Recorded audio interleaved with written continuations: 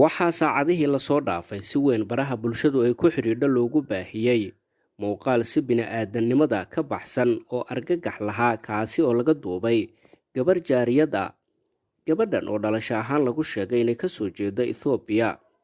laba dumar ah oo ku nool deegaan Soomaaliyeed oo aanan la shaacinin halka uu yahay ayaa wax la daawan karin waxa ay ku sameeyeen gabar magaceeda lagu sheegay Janno, taasi oo jaariyad ka ahayd qoyska. muuqaal 12 daqiiqo ah oo laga duubay gabadhan ayaa waxa uu muujinayaa gabdhaha Soomaaliyeed oo gabadhan ku qasbaya in ay cunto rooti dhulka ay ku tuureen, kadibna waxa ay ku sii amreen in rootigu ay ku cunto dambas, taasi oo waxyeello caafimaad darro ah ay ka dhalan karto. haweenkan labada ah ayaa sidoo kale gabadhu waxa ay isugu dareen garaac iyo aflagaado xun. gabadha oo u muuqatay mid ku nool xaalad gumaysi ah ayaa ku cataabaysay hadalla qof waliba oo bini'aadan ah oo daawaday murugo iyo xanuun ku beeray. mid ka mid ah dumarkan ayaa gabadha waxa ay ku amraysaa inay xirato maaska si aanan loo garanin wejigeeda, iyadoo sheegtay inay ka baqayso in la xiro haddii la garto gabadha wejigeeda.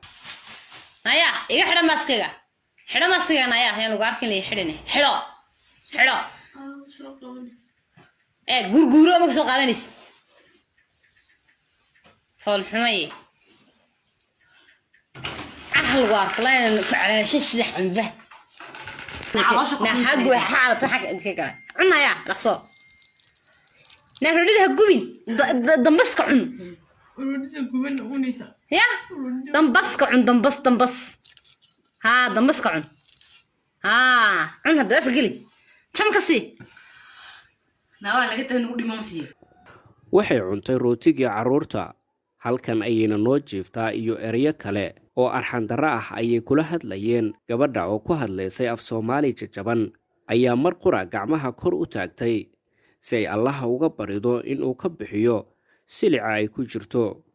markii ay cunsiiyeen rootiga iyo dambasta ayaa labada dumarka gabadhan waxa ay ku qasbeen in ay fadhiga ka istaagto, balse gabadha jaariyadda ah ayaa ku cabatay in aanay istaagi karin maadaama lugta ay xanuunayso. sidoo kale waxa ay sheegtay in lugta ay ugu jirto bir.